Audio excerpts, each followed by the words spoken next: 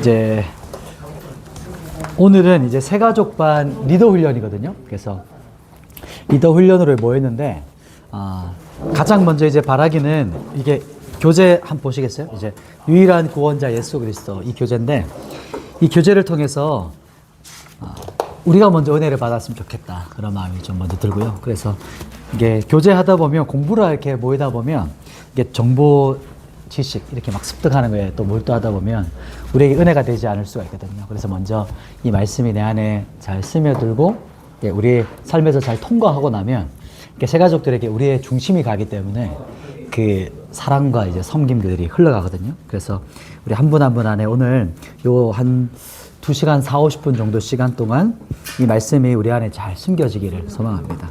먼저 이제 일과 들어가기 전에 이제 이 새가족반은 이제 두 부류거든요.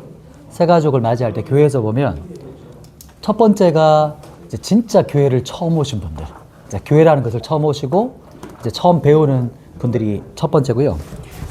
두 번째는 보면 이제 교회를 이제 옮기신 분이 있어요.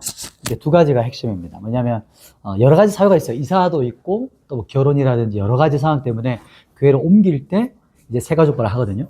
저도 예전에 청년 때 교회에 이제 교회를 옮기면서 처음으로 새가족반을 받아봤어요. 모태신앙이었는데 그 시간을 통해서 저도 너무 새롭더라고요. 그때 기억이 많이 났었고, 그러면서 오늘 이 교재도 하실 때 이 포커스가 대상은 진짜 교회를 처음 나오신 분 한 분이 계시고 또 한 부류는 교회를 옮기는데 그 옮겨서 교회에 정착하는 분, 이 두 가지 부류다 생각하시면 되고, 첫째는요 이제 교회를 왜 다니는가 이거에 대한 교재 내용이 있을 거고, 그리고 어떻게 신앙생활 할 거냐, 그리고 무엇을 믿을 거냐, 그리고 교회가 무엇인가, 교회에서 무엇을 하는 것인가, 이거에 대해서 이제 첫 기초를 넣는 게 이제 이 새가족반이거든요. 그래서 5주 과정을 통해서 기초를 통해 배울 텐데, 교회를 처음 나오신 분에게는 진짜 기초적이에요. 교회라는 걸 처음 접해본 분에게는. 그래서 보통 이렇게 백지가 있으면 빈 캠퍼스에다가 이제 새가족반 리더분들이 처음으로 이렇게 붓을 대는 겁니다. 그래서 엄청나게 설레는 시간이기도 하고 그분에게 있어서는 가장 기초적인 거를 세워주는 시간이기 때문에 정말 중요한 이제 이 새가족반 리더분들이고요. 또 한 가지는 이제 교회를 옮기어서 정착하려고 오는 분들에게 있어서는 다시 한번 신앙의 초심을 회복하는 시간이에요. 그래서 이제까지 신앙생활 했지만 다시 새가족으로 오면서 내가 알고 있던 복음을 다시 정리하는 시간. 그리고 5주라는 시간이 이제 흘러가면 이제 보이진 않지만 길이 나거든요. 교회를 오시게 되면. 그래서 5주 동안의 시간이 새가족분에게는 성실성이 이제 확인되는 거고, 또 이렇게 만나다 보면 이런저런 얘기를 하시잖아요. 이제 새가족반 사람들이랑.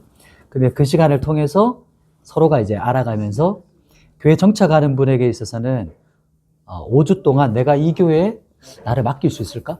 내가 여기에 뿌리 내릴 수 있는 교회인가가 이제 검증되는 시간이에요. 그래서 그 시간을 좀 머리에 생각하시면서 한번 오늘 교재에 나가보겠습니다. 자, 이제 첫 시간인데요. 이 시간은 이제 1과부터 5과까지 서론 잠깐 하고 1과까지 나고 이제 턴타임 잠깐 쉬겠습니다. 우리 새가족반은요, 이제 교재 한번 펼쳐보시면 차례를 한번 펴보세요.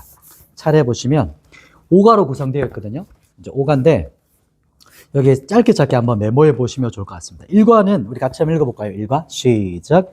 유일한 구원자 예수 그리스도. 자, 예수 그리스도가 어떤 분이신가 이 이야기입니다. 1과는. 그래서 1과에서는 왜 그분이 구원자이시고 왜 그분을 믿어야 되는가에 대한 이야기예요. 그래서 메모할 것은 구원론 이렇게 적으시면 돼요. 구원론 그리고 기독론입니다.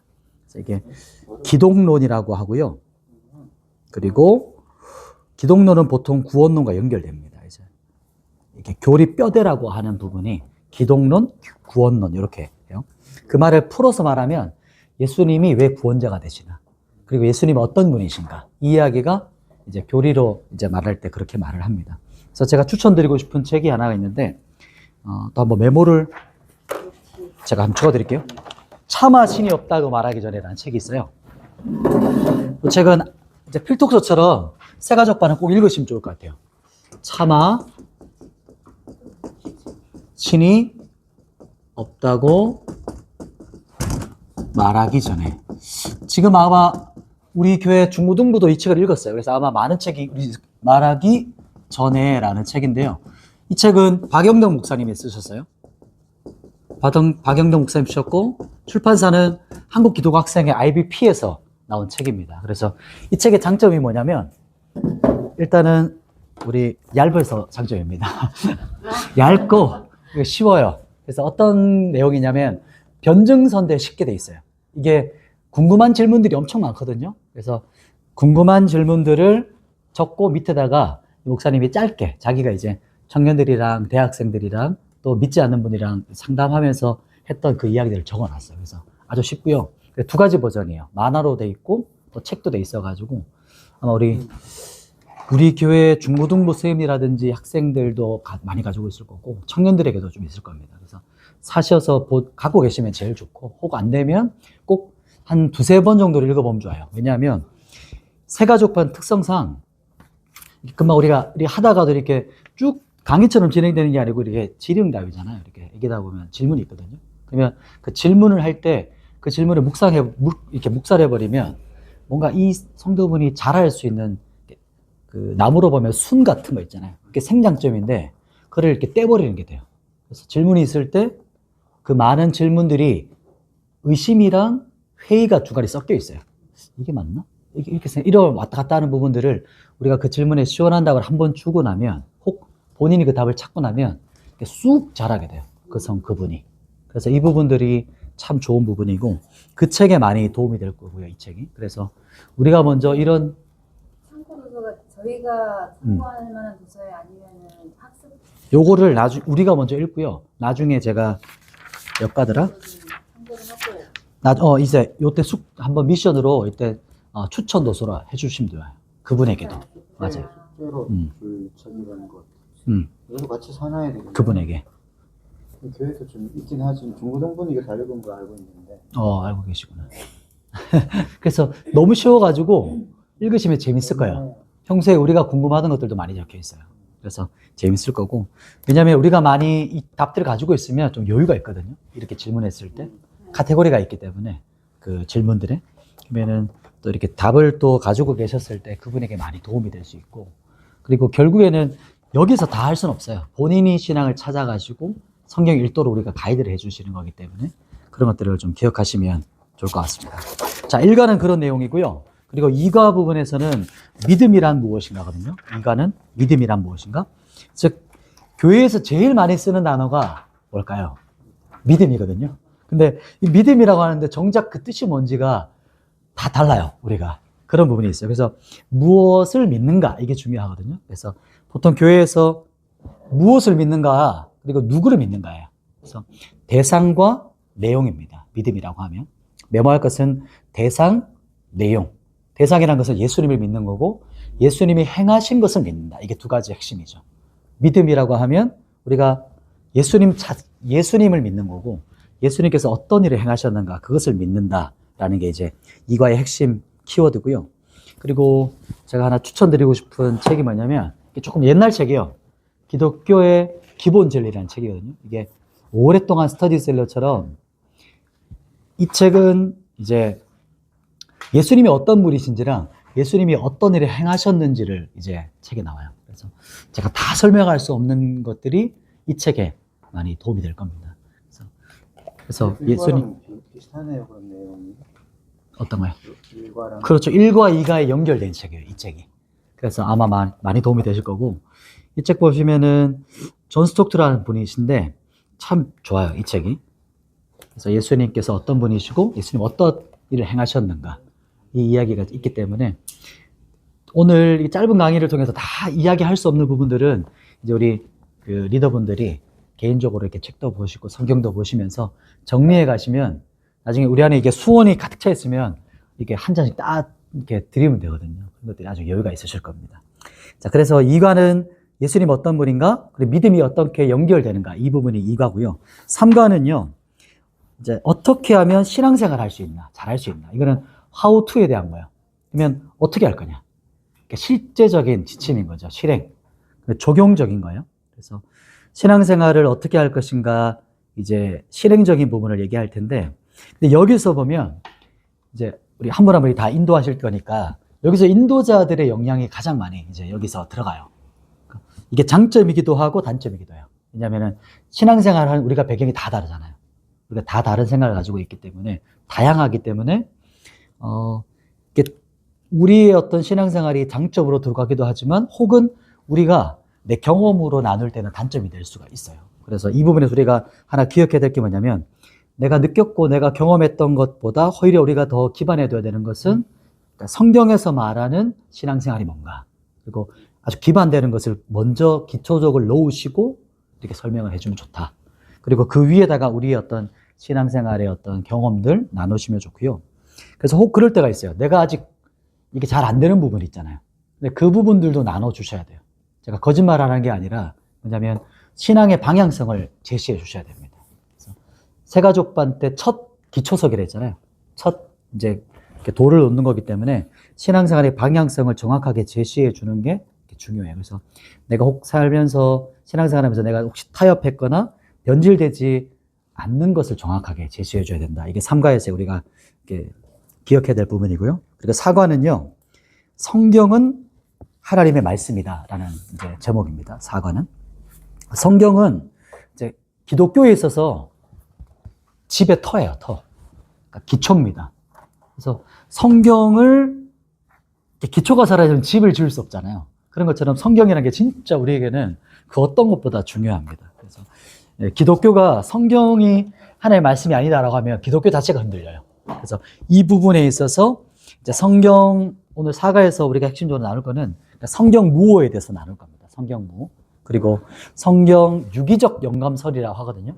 나중에 이제 사가에서 할 때 그렇게 한번 메모에도 해주시면 되는데 유기적 영감설을 우리가 믿습니다. 그러니까 하나님께서 사람을 통해서 하나님의 영감을 주셔서 유기적으로 성경을 쓰셨다. 이렇게 예전에는 성경 축자 영감 이렇게도 하기도 하고요. 그래서 이런 성경에 대한 부분을 우리가 나누게 될 겁니다.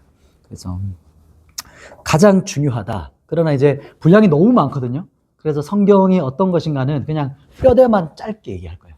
이거를 다 얘기할 수는 없고. 그래서 사가는 요 성경은 어떻게 쓰여졌는가에 포커스를 맞출 거고요. 그리고 마지막 5가는 교회와 그 중요성이라고 하고요. 우리 메모할 때 교회론 이렇게 적으시면 되겠습니다.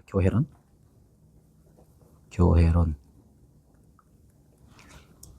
이제 마지막 과에서는 보통은 이렇게 하면 좋거든요. 마지막 과 할 때 담임 목사님이나 혹 이제 교구 목사님이 그 새신자랑 이렇게 만나서 하면 이게 좋은 연결점이 이게 뭐랄까요? 됩니다. 이렇게 전환점이. 그래서 담임 목사님이라든지 교구 목사님 만나서 이렇게 교회에 공식적으로 이분을 받아들이고 축하하는 그런 미팅으로 이렇게 연결해 가면 참 좋더라고요. 그리고 그래서 새롭게 교제권을 한번 해주시는 거예요. 그래서 목사님이라든지 이렇게 담당하시는 뭐 또 부사역자가 계시면 그렇게 연계점이 한번 생기면 이제 그 다음 이제 교회 정착하실 때 인사라든지 교제권이 열리기 때문에 그런 시간으로 마지막 과를 진행하시면 좋겠다는 의견이 있고요. 또 마지막 과에는 우리가 질문하면서 했던 그 이야기예요. 다양한 의미가 있거든요. 5과는. 왜냐하면 지금 5주를 했어요. 보통 한두 번 빠질 수가 있어요. 새신자들은 중간중간 한 번씩 빠질 수가 있는데 5번 교회 오시면서 눈에는 보이지 않지만 이분이 이미 우리 교회에 이제 길이 났어요.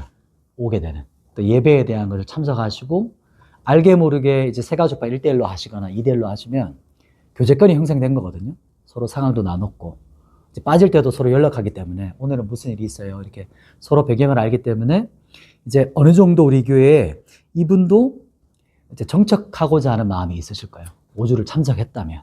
그래서 이 과정을 통해서 이분의 성실성이 입증되는 거고 그리고 이 시간에 충분히 그분에게는 기회를 주는 거야. 이분 자신에게는, 그분에게는. 우리 교회에 내가 나를 맡길 수 있을까? 신앙생활을? 내가 여기에 뿌리 내릴 수 있는 교회일까? 이렇게 생각하는 시간이 5주 동안의 시간일 거기 때문에. 그래서 마지막 5과는 교회란 곳이 어떤 곳인지 알려주면서 마지막 이분을 교회에다 이렇게 접붙임해주는 그런 시간입니다. 그래서 우리 새가족반 리더분들은 이제 마지막 5과 딱 해가지고 교회에 잘 이렇게 정착할 수 있도록 도와주는 부분이 마지막 5과다. 이렇게 생각하면 되겠습니다. 자, 이제 1과 한번 들어가 볼게요. 우리 그 다음 페이지 한번 넘겨보시고, 오늘 저희가 짧게 해야 되기 때문에 예화는 다 못 읽어보고, 예화 읽었다는 전제로 한번 가보겠습니다. 자, 들어가는 질문이 있어요. 여러분이 한번 메모를 해보시면 좋을 것 같은데, 이제 1과 첫 답장에다가 이제 질문에다가 이렇게 해보는 거죠. 처음 교회 오신 분도 있고 교회를 다닌 분도 계실 거예요. 두 분에게 똑같은 질문입니다. 예수님은 나에게 누구라고 생각하세요? 이렇게 질문하는 거예요. 예수님은 우리 성도님에게 나에게 어떤 분이신 것 같아요?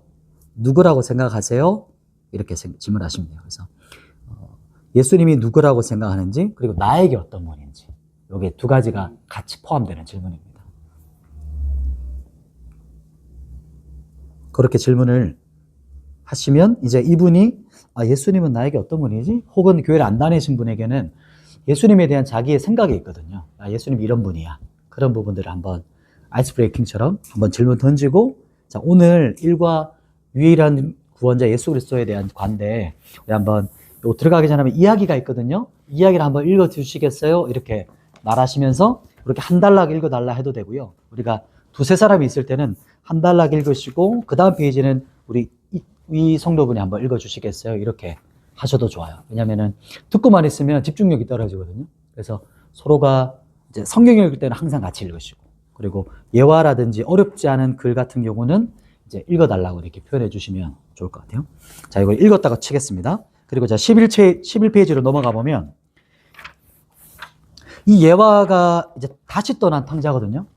왔다가 다시 또 떠났어요. 그래서 이 핵심은 뭐냐면, 11페이지 제일 위에 보면 사랑하는 아들아, 여기 이제 아버지가 다시 온 아들에게 하는 그 이야기입니다. 유서.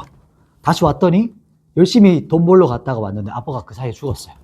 그래서 아버지가 남긴 말이 이런 말이죠. 나에게는 아무것도 필요 없단다. 정말로 내가 필요한 것은 바로 너와 함께 있는 것이라단다. 이렇게 말하잖아요. 그래서 이 부분에서 우리 교회도요, 그러니까 기독교도요, 우리가 신앙생활의 핵심은 하나님과 함께 교제하는 겁니다. 이렇게 말씀해 주시면 좋습니다. 이 이야기 때. 우리가 뭔가를 하나님 위해서 뭔가 봉사하고 헌신하는 것보다 먼저 우리가 최우선 되는 거는 하나님과 교제하는 겁니다. 함께 하는 게 최우선입니다. 그리고 헌신 봉사 하지 말라 이런 말이 아니라 주님과 교제하고 나면 나중에 열매로 헌신하고 봉사하게 됩니다. 이렇게 설명해 주시면 좋을 것 같아요.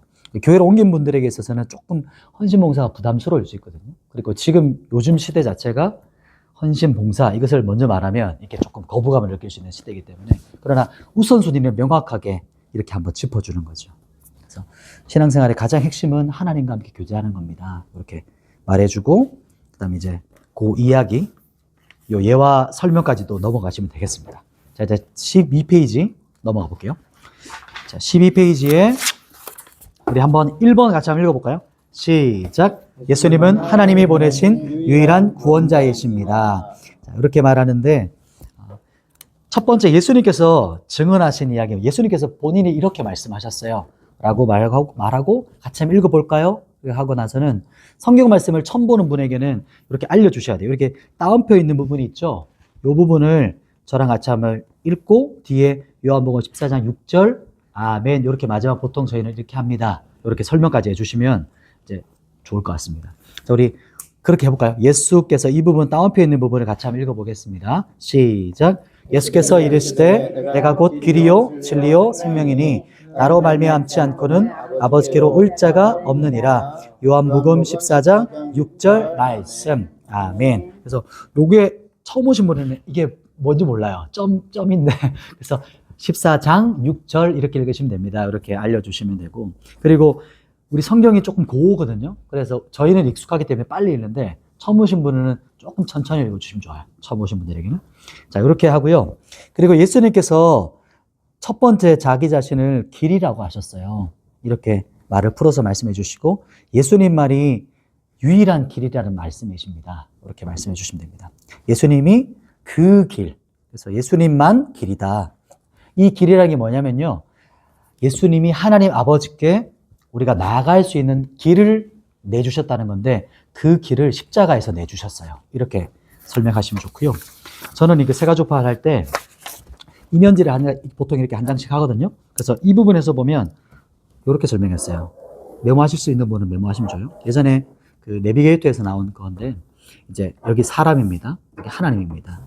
이게 죄로 인해서 끊어졌어요. 근데 예수님께서 하나님께 나아갈 수 있는 길을 십자가로 이렇게 길을 내셨습니다. 그래서 우리 하나님과 인간의 끊어진 관계를 내셨어요. 이게 이제 첫 번째 설명이거든요.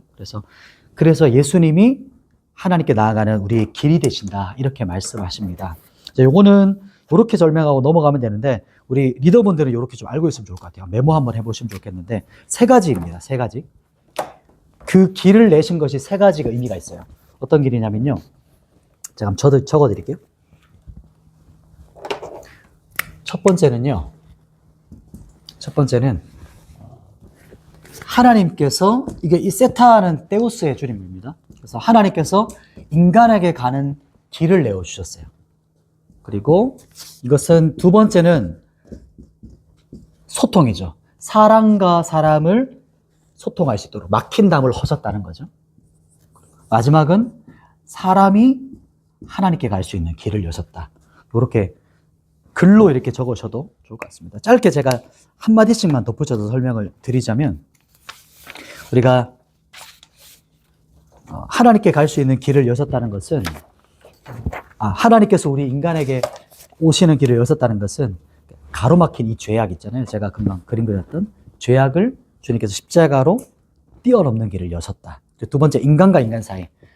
우리 사이가 죄로 인해서 갈라졌거든요. 사람도 담이 생겼고, 근데 그 상처와 아픔, 갈등과 이런 것들을 치유하시고 회복하신 분이 바로 예수님이시다. 그리고 마지막, 인간이 하나님께 나아가는 길. 이것은 예수 믿고 나면 우리에게 성령님이 오셔서 인도자가 되신다. 안내자가 되신다. 그래서 우리가 하나님께 나아갈 수 있는 길을 여셨습니다.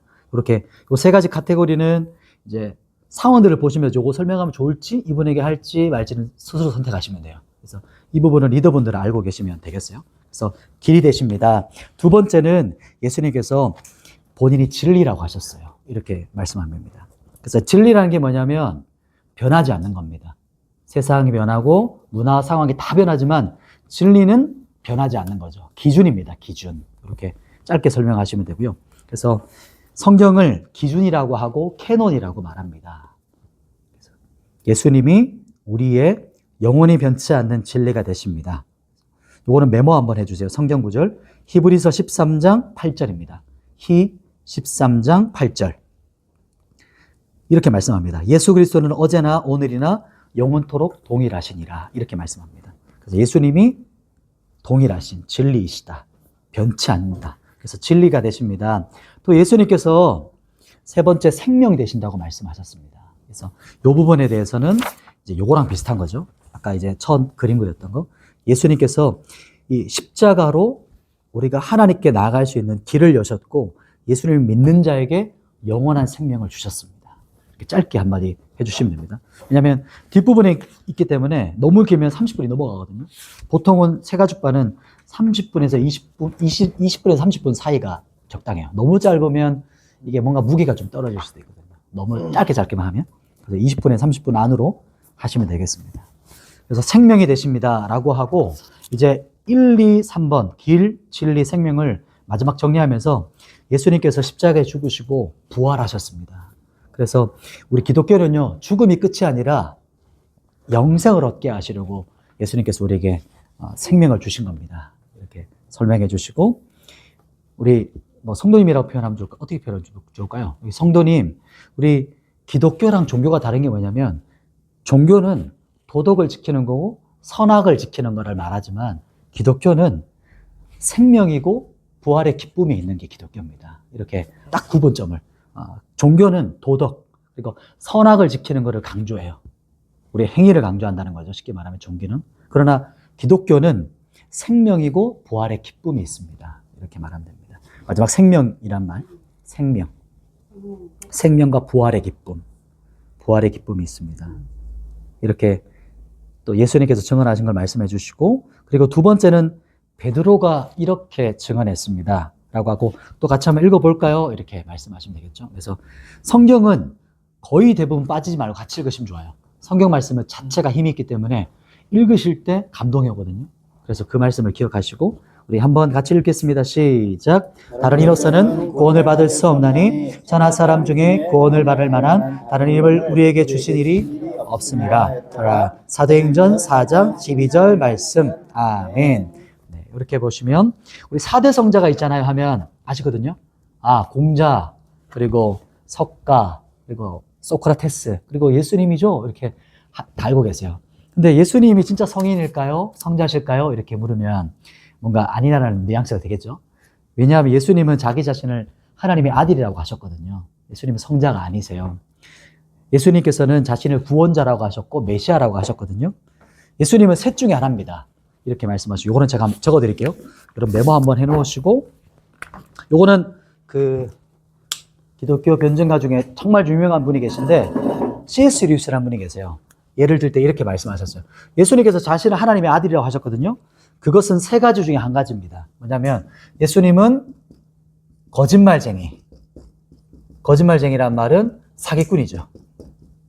사기꾼이거나, 두 번째는 정신병자거나, 세 번째는 진짜 하나님이시거나, 구원자라는 것이죠. 구원자. 이 세 가지에 해당됩니다. 왜냐하면 예수님께서 그렇게 자신을 하나님의 아들이라고 하셨거든요. 그러면 왜 예수님이 자신을 구원자라고 하셨나? 어떤 사람이 구원자가 될 수 있을까요? 라고 하면서 이제 이 두 번으로 넘어갑니다. 2번으로. 왜 예수님이 구원자가 되실 수 있는가? 어떤 사람이 구원자가 되실까요? 라고 하면서 2번 한번 읽어주시겠어요? 아니면 같이 읽을까요? 이렇게 분위기 보고 그분이 조금 소극적인 분이면 같이 읽자고 하시고, 괜찮으면 한번 읽어주시겠어요? 이렇게 질문하셔도 됩니다. 같이 2번 한번 읽어보겠습니다. 시작. 예수님이 완전한 자격을 갖추신 구원자이심을, 첫 번째는 그는 하나님이시다 이렇게 말하거든요. 이제 보시면 완전한 자격을 갖춘 분은, 핵심은 요거를 이제 들어가기 전에, 이게 조금 어려운 말이긴 한데 여기서 한번 얘기해 줘야 될 것 같아요. 나중에는 이게 몇 번 들어야 되거든요. 지금 하려고 하는 핵심이 뭐냐면 성육신입니다. 성육신. 여기 핵심 키워드는 성육신입니다. 성육신은 말이 좀 어렵게 들리시죠? 성육신은 어려운 말이 아니고, 쉽게 말하면은 예수님이 완전한 하나님이시고 완전한 사람이 되신다는 뜻입니다. 이렇게 말씀하고 나서 이렇게 설명해 주면 조금 더 이 얘기를 도울 수 있을 것 같아요. 예수님은요 100% 하나님이시면서, 예수님은 100% 또 뭐가 되실까요? 사람이 되십니다. 라는 말을 저희가 성육신이라고 합니다. 그러면 그게 왜 그런지 한번 이야기를 조금 더 드려볼게요. 이렇게 설명하면서 이제 1번 넘어가는 거죠. 자, 1번에 그는 하나님이시다 이렇게 말하는데, 우리 같이 한번 또 성경 읽어보겠습니다. 시작. 태초에 말씀이 계시니라. 이 말씀이 하나님과 함께 계셨으니 이 말씀은 곧 하나님이시니라. 요한복음 1장 1절 말씀. 아멘. 보시면 사람의 죄는 사람이 감당해야 되잖아요. 사람이 죄를 지었으니까. 그런데 하나님은 하나님 만족시킬 수 있는 건 하나님밖에 없거든요. 오직 하나님만 만족하실 수 있어요. 그래서 하나님이신 예수님이 이 땅에 오신 겁니다. 여기서부터는 믿음의 영역입니다. 이렇게 한번 덧붙여 줍니다. 그래서 우리 성도분이 여기가 우리에게 믿음이 필요한 부분이에요. 그래서 예를 한번 들어볼게요 라고 하시면서, 우리 누가 내 아내와 아들을 처참하게 죽였어요. 살인했어요. 근데 나중에 재판장에 섰는데, 이 재판장이 그 살인자를 무죄라고 선고하면 제가 뭐라고 할까요? 그 앞에서 공의롭지 못하고 하겠죠. 반드시 죄값을 치러야 된다 이렇게 말하겠죠. 그런 것처럼 하나님은 공의의 하나님이시기 때문에, 하나님 우리의 죄를 그냥 아무 말도 없이 그냥 용서할 수 있는 게 아니고 100% 다 치르셔야 되거든요. 이거를. 그래야 공의의 하나님이 됩니다. 그래서 보면 성경에서 하나님의 아들이신 예수님이 이 땅에 보내셨어요. 우리의 모든 죄를 예수님이 다 담당하셨습니다. 이렇게 짧게 한번 이제 얘기하시고, 이게 좀 긴 예화긴 한데 그렇게 한번 하시고, 그래서 재판장에 계신 하나님이 공의 하나님이시면서 우리의 모든 죄를 용서하실 수가 있습니다. 이렇게 말하고 넘어가는 겁니다. 그래서 그가 하나님이시다 이렇게 말하는 것은 예수님이 하나님이시고 말씀이십니다. 그렇게 한마디만 하시면 좋아요. 이 말이 좀 어렵거든요. 요한복음 1장 1절은 엄청나게 깊은 내용이기 때문에 딱 요 연관관계만 말씀해 주시면 돼요. 예수님은 하나님이시면서 하나님이시며 말씀이십니다. 이렇게 한 문장으로만 하시면 되고, 두 번째는 그는 사람이시다. 이렇게 말씀합니다. 그리고 말씀 한번 읽어볼까요? 요한복음 1장 14절 시작. 말씀이 육신이 되어 우리 가운데 거하심에 우리가 그의 영광을 보니 아버지의 독생자의 영광이요 은혜와 진리가 충만하더라. 1장 14절 말씀. 아멘. 왜 이 땅에 오셨을까요? 왜 예수님께서 이 땅에 오셨을까요? 사람으로 오셔서 죽기 위해서 오셨습니다. 하나님은 죽으실 수가 없거든요. 우리의 사람의 모든 죄를 담당하시고 죄값을 치르기 위해서 이 땅에 사람으로 오셨습니다. 이렇게 한마디 하시고 또 3번으로 바로 넘어가는 겁니다. 이 땅에 오셔서 우리의 죄값을 담당하시고 죽으시기 위해 이 땅에 오셨습니다. 이렇게 이제 그분이 사람이시다는 말을 그렇게 한마디로 정의해 주시면 됩니다. 그리고 세 번째는 그러나 죄는 없으시다. 이렇게 말씀하세요. 왜냐하면 구원자가 되시려면 그가 하나님이셔야 되고 사람이셔야 되고 죄가 없다는 말은 뭐냐면 요한복음 같이 요한 1서 말씀도 한번 같이 읽어볼게요. 시작. 그가 우리 죄를 없애려고 나타나신 것을 너희가 아니니 그에게는 죄가 없느니라. 요한서 3장 5절 말씀. 아멘. 늪에 빠진 사람을 구해줄 수 있는 사람 누굴까요? 이렇게 질문하면 이제 답이 없으시면 바로 답해 주면 됩니다. 늪에 빠지지 않은 사람이죠. 물에 안 빠진 사람이 물에 빠진 사람 구원할 수 있죠. 그런 것처럼 죄가 없으신 분이 죄를 담당할 수 있는 겁니다. 그래서 죄가 있는 사람이 누구 죄를 담당합니까? 자기 죄 때문에 죽는 거죠. 이렇게 한마디 하시고, 그래서 예수님은 결론, 죄가 없으신 완전한 하나님이시고 완전한 사람이신 예수님이 우리 죄값을 담당하셨습니다. 이렇게 한마디 정리해 주시면 이제 1, 2, 3번을 다 정리하는 겁니다.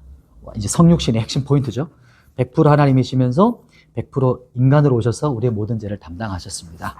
그리고 이제 그러면 예수님은 우리를 구원하기 위해 어떻게 행하셨을까요? 이렇게 한번 질문을 드리고 같이 한번 우리 말씀도 같이 읽어보겠습니다. 밑에 갈라디아서 말씀 있죠. 시작. 그리스도께서 우리를 위하여 저주를 받으사 율법의 저주에서 우리를 속량하셨으니 기록된 바 나무 위에 달린 자마다 저주 아래 있는 자라 하였습니다. 갈라디아서 3장 13절 말씀. 아멘. 우리를 위해서 어떻게 행하셨냐면 십자가에 죽으셨습니다.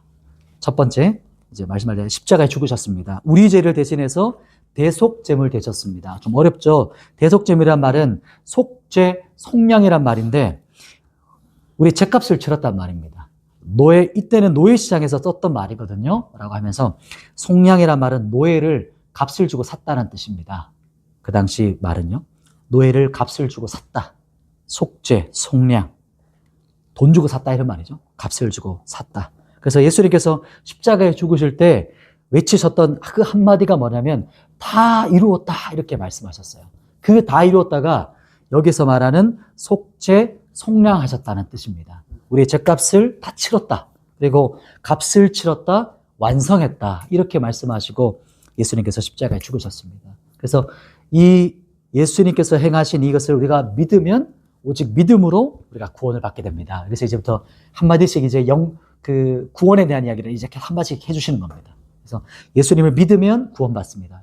계속 들으셔야 되거든요. 이제 성도분들이. 그래서 두 번째, 어떻게 행하셨냐면, 우리 로마서 한번 읽어보겠습니다. 시작. 예수는 우리가 범죄한 것 때문에 내줌이 되고, 또한 우리를 의롭다 하시기 위하여 살아나셨느니라. 4장 25절 말씀. 예수님이 죽음으로 끝이었다면 아무것도 아니겠죠. 아무 의미 없겠죠. 우리 인간이랑 똑같겠죠. 그러나 예수님은 십자가에 죽으셨고, 죽음이 끝이 아니라 부활하셨습니다. 부활하셨다는 뜻이 뭐냐면 죄와 사망의 권세를 깨뜨리시고 정복하셨다는 뜻입니다. 이렇게 말하면 돼요. 부활이란 것은 예수님께서 죽음이 끝이 아니라 부활하셨는데 부활하셨다는 것은 예수님께서 죄와 사망의 권세를 깨뜨리시고 이기셨다는 뜻입니다. 이렇게 딱 한 문장, 두 문장 이렇게 설명해 주시고 예수님께서 부활하시고 제자들에게 40일 동안 하나님의 나라의 일을 가르치셨습니다. 그때 예수님은 완전한 몸이셨거든요. 그게 바로 부활의 몸입니다. 부활체, 완전체였습니다.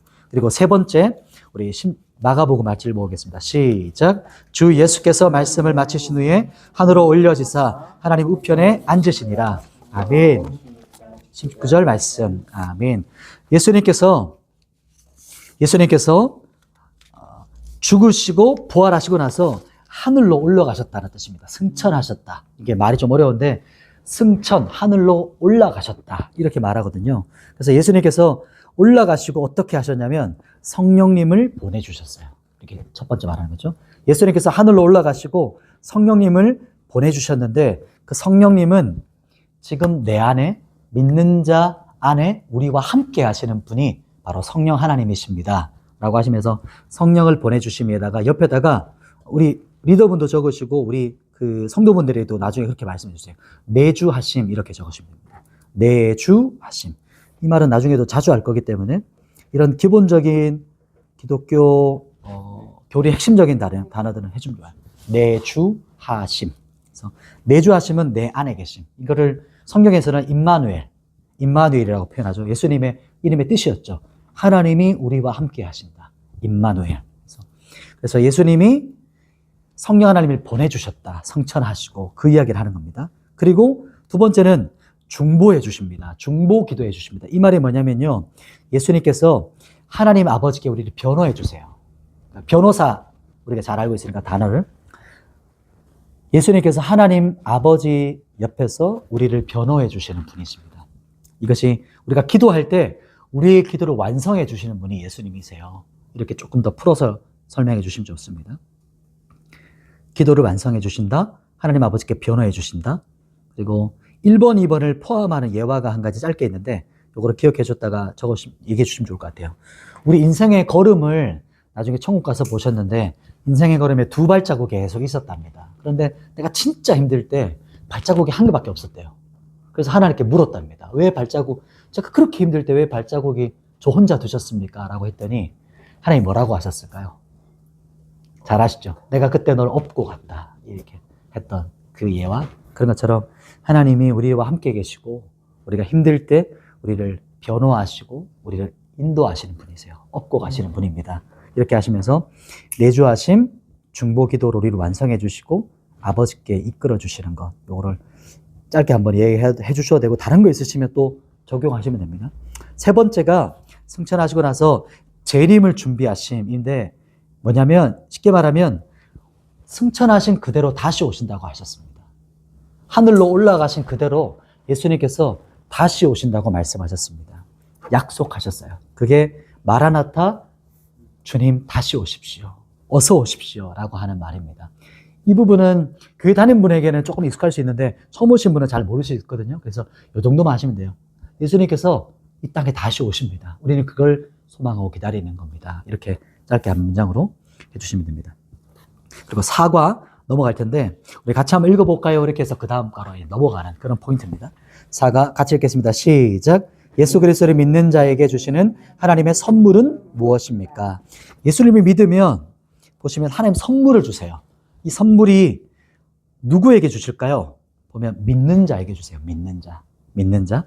그런데 믿음도 하나님께서 선물로 주십니다. 이렇게 한마디 더 붙이시면 좋겠습니다. 그래서 성경에서는 그 말을 뭐라고 성경이 말하냐면 은사라고 하고 은혜라고 표현합니다. 그 말을 하나님의 선물인데 그 믿음도 하나님 선물로 주세요. 근데 그것을 은혜다, 은사라고 말을 합니다.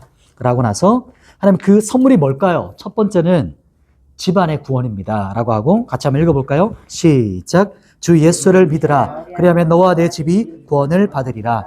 사도행전 16장 31절 말씀. 아멘. 여기서 복음의 확장성을 말합니다. 복음이 쉽게 말하면은 우리가 빵 구울 때 반죽에다가 효모를 넣죠. 누룩이거든요. 효모를 넣으면 반죽에 이 효모가 누룩이 전체로 퍼지잖아요. 그런 것처럼 제가 믿었는데 우리 가족 전체가 믿게 되었어요. 이게 여기서 이제 우리 리더분들이 간증하시면 좋아요. 혹 나를 통해서 우리 가정 전체가 혹은 집안 전체가 믿게 됐다면 짧게 이렇게 간증하면 되고 혹 뭐 없으시면 그냥 넘어가도 괜찮습니다. 그렇게 이 부분에서 간증 타임이고요. 두 번째가 어떤 선물이냐면 두 번째 같이 읽어볼까요? 시작. 하나님의 자녀 되는 건세. 우리가 좋습니다. 같이 읽겠습니다. 시작. 영접하는 자, 곧 그 이름을 믿는 자들에게는 하나님의 자녀가 되는 건세를 주셨으니 요한복음 1장 12절 말씀. 아멘. 여기 보면 영접이란 말이 있는데 좀 어렵죠. 영접은 우리가 초대하는 겁니다. 우리가 생일 잔치할 때 초대하잖아요. 근데 예수님을 초대하는데 어떻게 초대하냐면 나의 주님으로 나의 왕으로 초대하는 겁니다. 그렇게 하고 나서 그러면 예수님을 믿는다는 것은 영접하는 거거든요. 영접하는 자에게 어떤 선물을 주시냐면 하나님의 자녀가 되는 권세예요. 하나님의 자녀가 된다는 게 뭘까요? 라고 질문하면서 상속권입니다. 상속권. 상속권 아시죠? 아버지께 내게 되는 겁니다. 이렇게 짧게 설명하시면 돼요. 하나님 아버지 건데 그게 내 겁니다. 여기서 너무 풀어서 또 얘기하면 너무 길어지니까 이 정도 설명하고 나중에 깊어질 겁니다. 여기서 한마디로 다 설명할 수 없지만 그래서 우리가 받게 되는 특권이죠. 하나님의 자녀의 특권이 아버지 것이 내 것이 되는 특권입니다. 이렇게 하시고 세 번째는 또 어떤 선물이냐면 영생을 얻습니다. 영생. 우리 요한복음 읽어볼까요? 시작. 진실로 진실로 너희에게 이르노니 믿는 자는 영생을 가졌나니 요한복음 6장 47절 말씀. 아멘. 영생을 가졌다라고 하는데 이게 과거 완료입니다. 한번 적어보시겠어요? 가졌나니 적혀져 그죠? 그래서 이미 가졌다. 과거 완료입니다. 이미 주어졌다는 거죠. 이게 믿을 때 바로 주어지는 거예요. 믿으면 바로 주어지는 거지. 그래서 믿으시면 이미 가진 겁니다. 예수님을 믿을 때 우리가 이미 영생을 가진 겁니다. 이렇게 하시고 이제 전체가 정리되는 거예요. 이제 일과 전체가 정리되면서 짧게 여기서 한 가지 가이드를 이제 이거는 이렇게 새가족반 리더분들이 이제 전도할 때도 이걸 외워놓으시면 좋아요. 뭐냐면 영접 기도거든요. 근데 이 영접 기도는 주문이 아닙니다.